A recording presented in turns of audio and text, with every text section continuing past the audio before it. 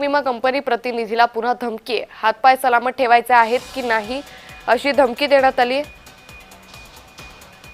15 August पूर्वीच्या पीक कापणीत डोंगराळ गावं निवडली। आमदार संतोष बांगर हे यामुळे आक्रमक झाले। पीक विमा कंपनीच्या प्रतिनिधी सोबतचा संवाद व्हायरल झालाय। बांगर शिंदेंच्या शिवसेनेचे कळमनुरीचे आमदार आहेत।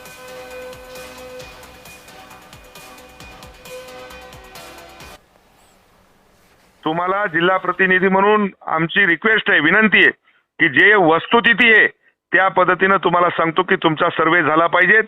तुम्ही ज्या पद्धतीने तुम्हाला सांगतो की म्हणजे कंपनीचं हित पाहू नका, शेतकऱ्याचं हित बघा। बरोबर दादा, जी वास्तविक परिस्थिती आहे तीच आपण घेणार आणि आहे। जर कमी जास्त जर झालं तर तुम्हाला सांगतो संतोष बांगर एवढा वाईट माणूस नाही बरं काय।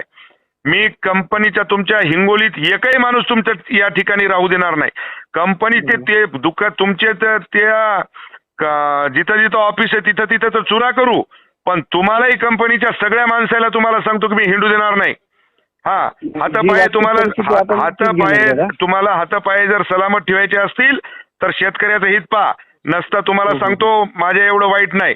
तुम्हाला जिल्हा प्रतिनिधी म्हणून आमची विरोधकाला काही दुसरा काम धंदा नाही आणि त्यांच्याच्यानं होत नाही म्हणून ही विरोधक तुम्हाला सांगतो की ओरडत असतात, बोंबलत असतात।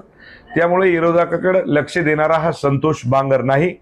आपल्या माध्यमातून आपण महाराष्ट्राला दाखवा की जे हा संतोष बांगरनी पीक विमा एजन्सीला जे बोललोय ते चुकीचं बोललोय का चांगलं बोललोय। मला वाटतंय आपण जर सोशल मीडियाच्या माध्यमातून, आपल्या मीडियाच्या माध्यमातून जर जनतेच्या समोर जर ठेवलं तर याच्यामध्ये 100% जनता सांगेल की संतोष बांगरचं खरं आहे।